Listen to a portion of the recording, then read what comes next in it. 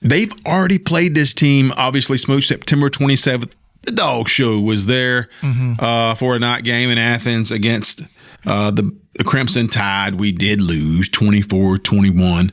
The question is, as we really bring it home and what we're looking at this weekend at 4 o'clock in the Mercedes-Benz, correct, Smooch? That's right, Headed buddy. back right there, is why. Why did we lose the game in September against Alabama? And I got some points, and I know you got some ideas on why we lost that game. I heard them. I was sitting right by you during the game. You heard everybody around us heard them, buddy.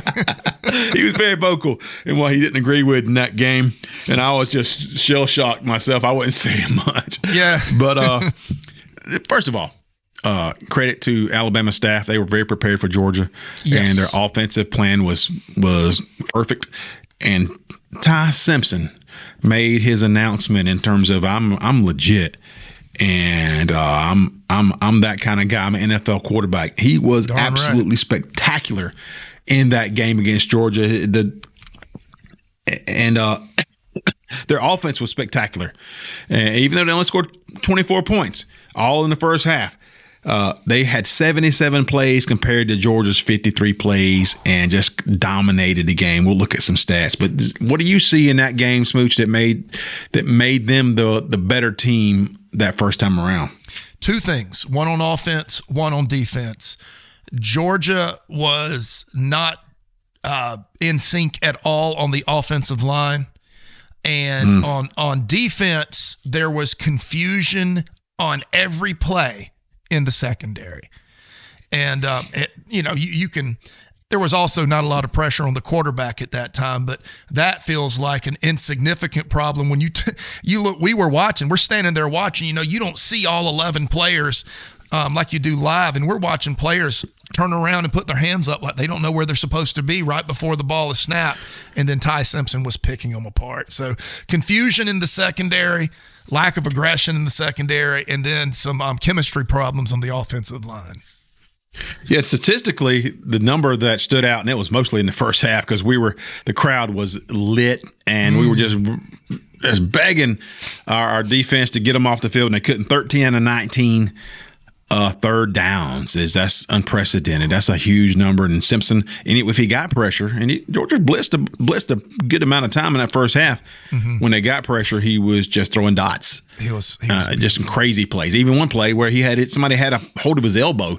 He pulled away and then threw a laser in the traffic right on the money for a big first down. And so the statistic was definitely skewed towards Alabama. Not huge. Georgia kind of got their things together in the second half. Total yards, of course, Alabama had right about 400, Georgia with 360. Looking at the passing yards is what they did so well. Passing, they had, 280 yards passing to Georgia's 130. Yeah. And they couldn't run the ball. And that's very unusual for a team not to be able to run the ball. Georgia had 227 yards rushing to just over 115 yards, 117 yards for Alabama. You usually win when you have those kind of stats. Right. But it was that third down conversion and then a couple of plays that didn't go Georgia's way that changed that. And like you mentioned, Georgia's defense was so young and inexperienced. Young inexperienced. When you they really did. That was the first game they threw DeMello Jones and Ellis Robinson out there and said, figure it out. Right into the fire. Yep. And even Dalen Everett, a lot of cushion because they were trying to prevent some big plays. So a lot of cushion, a lot of area for Ty Simpson to work, and he was good at it. He did a good job. Their offensive line protected well enough. And you saw even the pass rush. That's a totally different pass rush you're seeing right now than when you saw in that first matchup. Yeah, you've got, when you throw youth out there like we've done, you're saying, okay, learn to fly. It's just like the gold eagle that pushes their eaglets out of the nest, and they're like, you fly or you die. Right? That's basically what happened. They learn to fly before they hit the ground. Or like Smooch's dad, who probably threw him in a pond and said, swim. Swim, boy. Hurry up, I'm hungry. Yeah, that was pretty much it. But the progression, and this is something we'll get into a little bit more as we talk about this game. The progression that Georgia's made on defense and in the pass rush specifically on the back end as well has been remarkable. This isn't the same defense that played Alabama in September. It's not even similar in any ways. I wouldn't recognize the two. What you and I watched, and then what we watched against Tech, what we watched against Texas, that's not the same boys. It's the same boys, but it's not. How many games? That was game 4? Game 4. And this is game 13? Yeah. 9 games difference there. Yeah. Yeah. 9 games difference, and they're playing as though they had a full year. You see that big jump between sophomore and junior year. We saw a similar jump with these kids this year, just over that 8 week, 6 game stretch.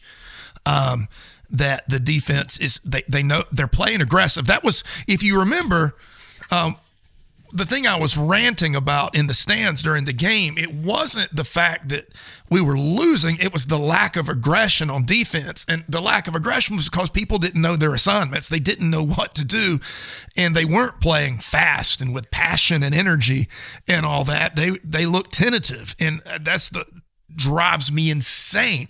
But what we've seen in these last few weeks is an aggressive, fast defense. So I'm looking forward to seeing that match up with an Alabama offense that may have taken a couple of steps back. Yeah, it's hard to duplicate what they did against us. Right. It's hard. You've seen Quinn Johnson and Gabe Harris both get exponentially better. You've seen Elijah Griffin in the middle start to become the man that he is, and just those things. And Kristen Miller has done what he's done all year, and he's just he's a beast in the middle as well. But you're starting to see those guys, those players, come into their own because the experience. And when you play these kind of games all year long, you could take a third of this season and it could be like a highlight reel for most programs. Right. But Georgia has played like three different portions of a season that has been spectacular, and so many games where, like I said, highlight stuff. And we're gonna at some point we'll look back at this season and enjoy it because there's been many times Georgia could lose, and they've shown you what they're made of. And these players have grown through that and learned to keep chopping and learn to strain to be better. In that game that ended up being so close, 24-21, there was a couple of critical mistakes as well. And you can't make those critical mistakes. And then one of them was in the first drive where KJ Bolden missed a sure interception. Dropped an interception. Yeah. And they just went on to drive the ball for like 8 minutes, it felt like, and score a touchdown anyway. So that could have changed the whole trajectory of that game. But the other critical plays were scoring opportunities that Georgia just left on the field. And you can't leave those in a game like that against a team that you're trying to kick the demons out. You got to get them out. And you can't. They're not just going to leave on their own. So you have to make those plays. Talon Taylor has to make that touchdown catch. Has to. The offensive line has to make that block. Very simple block for Cash Jones to walk into the end zone. Georgia. 2 touchdowns right there. There was independent of themselves. Both of them should have been made very easily, and that's 14 points on for Georgia right there.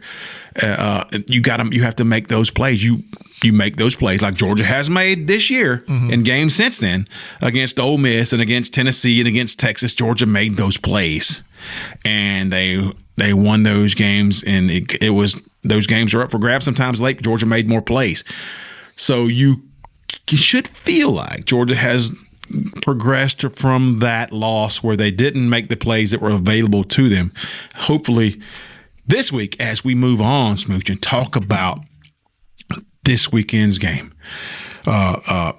this is the game that Georgia doesn't really need it. I don't know how much it will affect Georgia if they lose it. They want it. They're hungry for it because it's Alabama. If it was any other team, they may be like, okay, well, we're still going to be a top 6 seed. We're going to probably play a home game. Right. We're protected in this game. One loss throughout this incredible season. We only got one loss. We're protected from a loss in this extra game, basically. But it's Alabama, and so these are the two headstones of the SEC. Yes. And so, looking at this game, what are your worries? What would there's obviously some worries. It's Alabama. What the worries we need to talk about? What are the things that we think that could get us beat in this game? And one thing is just the health of this team, Smooch. You nailed it. That's it. It's one healthy player, and that is Drew Bobo. I give Bobo the credit for the turnaround on this offensive line. Yes. The communications, he has held it together. He's asserted himself as a leader. He calls out the protections. He identifies the blitz. He gets everybody where they went. And did you see what happened against Tech when Bobo left the game? We started seeing missed blocks again. We started seeing missed assignments again. That is more than anything. It's not, and by the way, we did see some snaps where Gunner had to jump up to catch the ball, and that threw the timing of the whole playoff. We saw that too. But more than that is the leadership and the ability to put people in the right position. That is what weighs heaviest in my mind right now. Yeah, I think you nailed it. One of the missing components from last year. So our starting center last year was Jared Wilson. Mm-hmm. He went on to the NFL. He's not playing center. He's a great athlete for an offensive line. I think he's playing guard. Yeah. And he's doing really well because that's where he's better suited. Right. Now, Drew Bobo is not anywhere near the athlete that Jared Wilson was, but he fits what this team needs in terms of communication. But it's not just that, because he knows what his job is. And the issues I saw with when Tolliver came in, I will say that he's had plenty of snaps. That Georgia in practice separates. They have like 4 different squads in practice, and they all take the same amount of snaps. So he's had the same amount of snaps in practice that Drew Bobo has. Yep. But I see him on last weekend. I saw him on some plays where it was more run blocking, where he had to move and he had to pull, and he had to figure out who to block and where to block him and where to pin, and that's where he was missing. And so some of those run plays didn't hit, right? Because he didn't really know what he was looking at. He was looking for somebody to hit, but he was thinking instead of playing. Yeah. And so he doesn't have as much game experience as that. He's not quite as talented as Drew Bobo, but he's not that far off. He's just a red shirt freshman. Mm-hmm. But that's where I saw it more than anything. I don't think I feel comfortable that they'll figure out the play calls and that thing, and it may slow some things down. It's making the actual plays and blocking the right person. If you're running right at him on a pass protection, he's gonna block you. Mm-hmm. He'll get in your way. He'll block. He'll do a good job. You start running these stunts, and you don't know how you gotta help out your right guard to one guy, then switch and take somebody who's running a stunt. That's where they're gonna try to get him and confuse him. And so that gives me a little pause. Yeah. And because before then, this offensive line was clicking, and that was what we've said. I've told people last few months the difference in this offense, and why you're seeing Mike Bobo get the accolades he's getting is because of Drew Bobo and the rest of this offensive line, who is playing spectacular and making the job so much easier for the running backs and for your quarterback. And so that's going to be something I worry about until it's not something I worry about. 100%. Another worry, Smooch, is that Gunner was bad against Tech. I don't know exactly why. I'm not going to pin it on the offensive line injury. I will say that the offensive line struggled as a whole, though. Mm-hmm. I saw lots of mistakes on the offensive line throughout that game, and and even with that, he just didn't have a great game. His reads were off. Sometimes he tried to run it a little bit too often, and he just had one of his poor games just in decision making. Yeah, I will tell you, I've heard that said by many people. I don't worry about it at all. I think we've seen what Gunner can do when Gunner needs to do it, and in the bigger games. That's, the one thing he and Stetson have in common. They don't have a lot in common, by the way, but they play their best in the biggest games. And so I'm actually not concerned with it at all. I think I've gone back and rewatched the Tech game a few times. We didn't run a lot of what I would call the bread and butter Gunner Stockton plays. We did run some, but you just get to a point where, do you grind this game out and win it? or do you get deep in the bag, so to speak, when your offensive line is struggling, risk your quarterback getting blindsided and hurt? And I think that factored into the way that game was sort of managed. But, Georgia led that game. They took care of business. If you look at the stat line, Gunner had an underwhelming performance, but it honestly, that of all the things that should be legitimate concerns, probably concerns me the least. I think we've seen what Gunner is, and I fully expect him to have a Gunner performance. And we took some shots in that game. He took some shots to Noah Thomas, to Dylan Bell, and he, where he wanted those guys to try to make a play. And if those plays happen, they make those plays sometimes, then you're looking at a totally different game, and Georgia's pulling away, and you're thinking a little differently. But sometimes it doesn't. Right. And I like that he's taking his shots. He's gonna have to continue to take that shot. But I'm like you. That was not a very good game at all, to say the least, for Gunner. But we've seen the whole story of Gunner this year, and so we don't anticipate that being an issue. Right. And the other thing that I worry about is just that they have that A on their helmets. It's the Alabama. It's the Demons. That we tried to get the Demons out, Smooch, in September. It didn't. They didn't go, and so those demons are still there. It's in terms of, I think, more so from a fan's perspective, but maybe not. Maybe it's infiltrated everywhere. Because can you say that it's just chance that we keep, because we're very similarly talented. These teams are very talented. They're very similar. Mm-hmm. And so you think it would be an equal give and take in terms of win losses, and it just hasn't been that way. That Bama, whatever, it's not a mystique anymore. I don't feel the mystique, but that demon is still there because we haven't expelled it yet. That's my biggest concern, period, right there with everything. Look, to say there's not a mental block in Athens when it comes to beating Alabama, that's silly. It's the empirical evidence is right there. What is it? What's it? Is it 1-7, 1-8? What? I don't I stopped counting. It's not pleasant. I stopped counting at 1-5, whatever it is. Look, the evidence is there. There is a block with that A with a little thing on top of it. It affects the Georgia Bulldogs. It affects the coaches. It affects the players. Can they? It only takes. How many World Series did the Boston Red Sox have to win to end the curse? 1. Now nobody talks about the curse of Bambino anymore, right? And that's all it takes. You get out there and lay a whooping in the SEC title game on Bama, and no one's worried about it. But for right now, it is, again, I live in North Alabama. I was talking with my guys here just day before yesterday, and I said, I would pick Georgia to win by 3 scores in this game because of the trajectory of the two teams.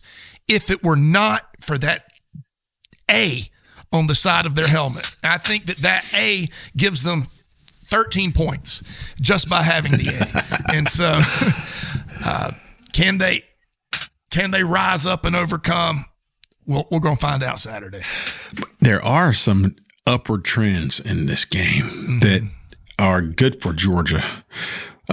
First of all, that defense really has grown up. That is not the same team. 9 games difference between when we played them the first time and then this game. And you've seen how the defensive backfield, and you've seen, we talk about DeMello Jones a lot because he is a physical player. He sets the edge, and he is not afraid of contact and making tackles. But Ellis Robinson has been equally impressive in terms of playing receivers and knowing where the ball is and going up and making some interceptions. Those are huge confidence builders for him, because when we first played them, those guys their heads were spinning. Yeah, and it's not the same defense from their standpoint, as well as the defensive line standpoint. Much better defensively for Georgia coming into this ball game. They're trending upwards, Troop, and I believe I said this earlier. Alabama reached a peak right around the Georgia time, and they really haven't climbed back up to their best. Georgia has ascended this season, and Bama has been in a slight inconsistent decline that really saw it rocked with the Oklahoma loss, Troop. Yeah, that's a game I mean, they just played horrible in that game. Oklahoma's got a good defense, but you just didn't seem to see the same execution. And Ty Simpson has been that guy for most of the season. They have put so much on him to make their offense go, and he's met the challenge for the most part. But you've seen in the last few games where he's got some chinks in his armor. He's not performed quite the same way. Well, teams are not respecting the run anymore. And so you're seeing Ty Simpson throw a few more interceptions. Yeah, and they got some injuries too, Smooch, in terms of Bama's injuries. They're beat up too. They got a center who's got a bad leg, bad wheel. He's not playing anywhere near. I think he's got part of a partial cast on his leg, on his foot, so he's not anywhere near as effective as he would be. And then, of course, Jam Miller was on crutches at the end of the game. He's a great pass blocker, great playmaker, and they're going to have to turn to Anthony Hill. And I don't know how long, DeBoer has shown you he's not going to sit and keep running it. He's not really persistent in terms of running the ball. Right. And you think hopefully with a Georgia team that's more seasoned at this point that they will take advantage of a one-dimensional team. And as long as you don't go 13 for 18 or 19 on third downs, right. She had a much better chance to get them off the field, get our offense back on the field. And Gunner has shown you, if you're worried about what Gunner did against Tech in Charlotte, nobody cares about that. He's shown you what he's all about against Texas, against Tennessee, against Ole Miss, against Mississippi State. He's shown you what he's all about. He's played games where we talked about preseason that you would find out what Gunner was all about. Right. You find out what quarterbacks are all about in four quarters, in games where you got to make plays and there is no room for error. He's shown you that he's that guy. Yeah. And so that's an upward trend for Georgia. I'm not going to ignore at all. And Bama's just not peaking. It feels like Georgia has been in an upward trajectory the past few games. Yes. If you can just dispatch that Tech game for whatever it was, Georgia has been a team that's been playing better and better. And hopefully the Drew Bobo injury won't sidetrack all that. We really hope it doesn't, because this team was coming together offensively. They were playing some of the best football in the country against some of the best teams in the country.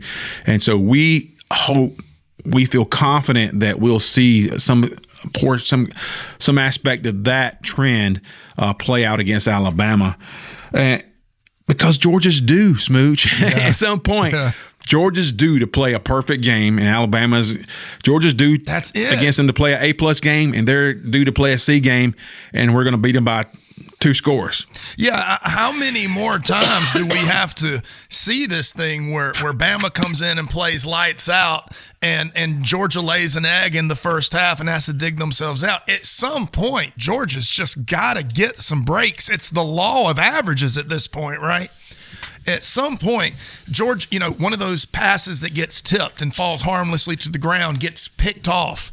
A quarterback, rather than getting sacked, gets a strip. There's a strip fumble, and it's picked up and taken in for a touchdown. Sooner or later, those have got to start to fall Georgia's way, because they really haven't in the last few meetings. And so you just expect at some point the Demons out game to be a game where all the numbers equalize for just 4 quarters. That's all we need. Yeah, that's it.